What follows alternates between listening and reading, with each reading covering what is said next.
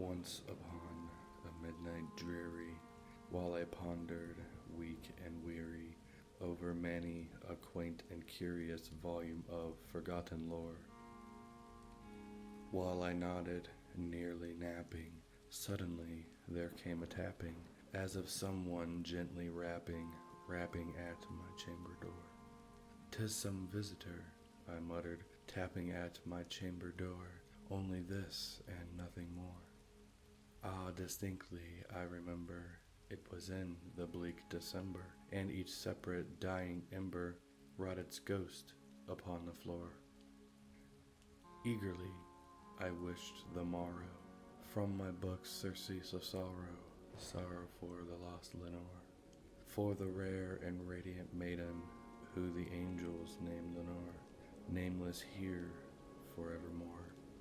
And the silken, sad, uncertain rustling of each purple curtain thrilled me, filled me with fantastic terrors never felt before, so that now, to still the beating of my heart, I stood repeating, "'Tis some visitor entreating entrance at my chamber door, some late visitor entreating entrance at my chamber door, this it is, and nothing more." Presently my soul grew stronger, hesitating then no longer. "Sir," I said, "or madam, truly your forgiveness I implore. But the fact is, I was napping, and so gently you came rapping, and so faintly you came tapping at my chamber door, that I scarce was sure I heard you." Here I opened wide the door. Darkness there, and nothing more. Deep into the darkness peering, long I stood there wondering, fearing, doubting, dreaming dreams no mortal ever dared to dream before. But the silence was unbroken, and the stillness gave no token, and the only word there spoken was the whispered word, "Lenore." This I whispered, and an echo murmured back the word, "Lenore." Merely this and nothing more. Back into the chamber turning, all my soul within me burning, soon again I heard a tapping, somewhat louder than before. "Surely," I said, "surely that is something at my window lattice. Let me see then what thereat is, and this mystery explore.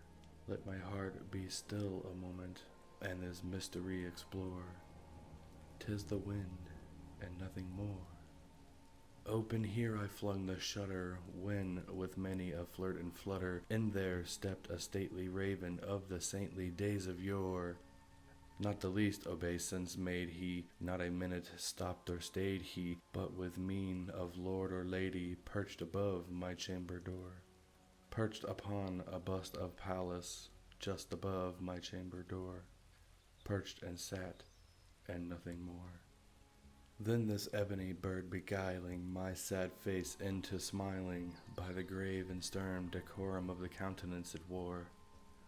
"Though thy crest be shorn and shaven, thou," I said, "art sure no craven, ghastly grim, an ancient raven wandering from the nightly shore. Tell me what thy lordly name is on the night's Plutonian shore."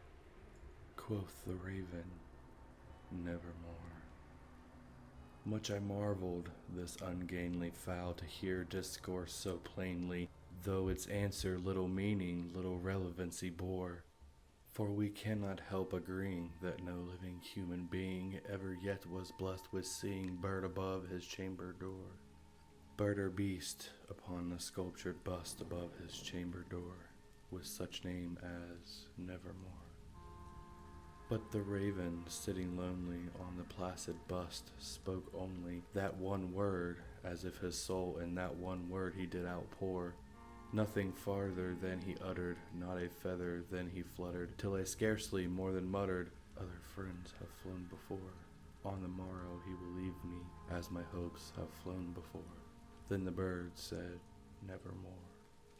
Startled at the stillness broken, my reply so aptly spoken. Doubtless, said I, what it utters is its only stock and store, caught from some unhappy master, from unmerciful disaster, followed fast and followed faster, till his songs one burden bore, till the dirges of his hope that melancholy burden bore, of never, nevermore.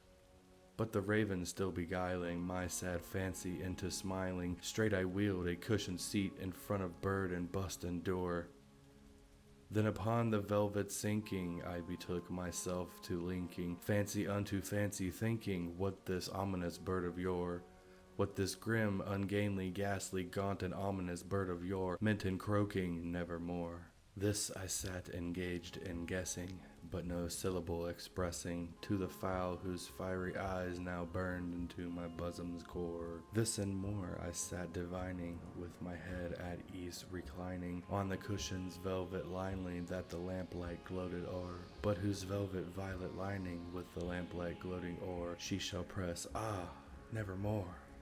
Then methought the air grew denser, perfumed from an unseen censer, swung by seraphim whose footfalls tinkled on the tufted floor. Wretch, I cried, thy God hath lent thee, by these angels he hath sent thee, respite and nepenthe from thy memories of Lenore. Quaff, oh quaff this kind nepenthe, and forget this lost Lenore. Quoth the raven, nevermore. Prophet, said I, thing of evil, prophet still, if bird or devil, whether tempter sent or whether tempest tossed thee here ashore, desolate yet all undaunted, on this desert land enchanted, on this home by horror haunted, tell me truly, I implore, is there balm in Gilead? Tell me, I implore, quoth the raven, nevermore. Prophet, said I, thing of evil, prophet still, if bird or devil, by the heaven that bends above us, by the God we both adore, tell this soul with sorrow laden, if, within the distant Aidenn, it shall clasp a sainted maiden, whom the angels name Lenore. Clasp a rare and radiant maiden, whom the angels name Lenore. Quoth the raven, nevermore. Be that word our sign of parting, bird or fiend, I shrieked upstarting. Get thee back into the tempest and the night's Plutonian shore. Leave no black plume as a token of that lie thy soul hath spoken. Leave my loneliness unbroken. Quit the bust above my door. Take thy beak from out my heart and take thy form from off my door. Quoth the raven, nevermore. And the raven, never flitting, still is sitting on the pallid bust of Pallas just above my chamber door, and his eyes have all the seeming of a demon's that is dreaming, and the lamplight o'er him streaming throws his shadows on the floor, and my soul from out that shadow that lies floating on the floor shall be lifted nevermore.